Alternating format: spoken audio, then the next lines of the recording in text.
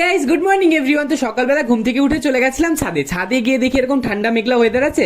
তো ভাবলাম সারাদিন আজকে মুভি দেখে ঘুমিয়েই কাটিয়ে দেবো। তখনই আব্বু আমাকে বললো যে একটা কাজ দিচ্ছি, যা করাই। তাই বাধ্য হয়ে ছাতাটাকে নিয়ে বাড়ি থেকে বাইরে বেরিয়ে যেতে হলো। আর ফিরফির করে বৃষ্টি হচ্ছিল গাইস, আর কি বলবো, এরকম করে সব দিকে কাদা কাদা ছিল। আর আমার একদম এইসব কাদা বৃষ্টি একদম পছন্দ না গাইস। তোমাদের কেমন পছন্দ জানিও। তারপরে এদিক ওদিক করে রাস্তাঘাট, আমি তো চিন্তাবি না তাদের বাড়ি, তো এদিক ওদিক করে সবাইকে জিজ্ঞাসা করতে করতে ফাইনালি বাড়িটা পেয়েও গেলাম। তারপরে বাড়িতে গিয়ে ফাইনালি ঢুকে পড়লাম বাড়ির ভেতরে। ওখানে গিয়ে আঙ্কেলকে পেপারটা দিয়ে তারপরে আমার কাজ কমপ্লিট হয়ে গেছে। এখন আমি বাড়ি যেতে থাকি গাইজ। তারপরে বাড়ি আস্তে আস্তে পড়ে গেছিল আমার রাস্তায় দেউড়ির সেই ভয়ঙ্কর রূপটা গাইজ। এই জায়গাটা অনেক ভয়ঙ্কর একটা জায়গা। তারপরে এই করে বাড়ি চলে এলাম। বাড়িতে এসে দেখলাম আম্মু খিচুড়ি বানাচ্ছে। তো আমার অনেক বেশি খিদে পেয়ে গেছিলো, তাই একটা কুকি খেয়ে নিলাম। তো ফাইনালি এখন খিচুড়ি বানানো রেডি হয়ে গেছিল।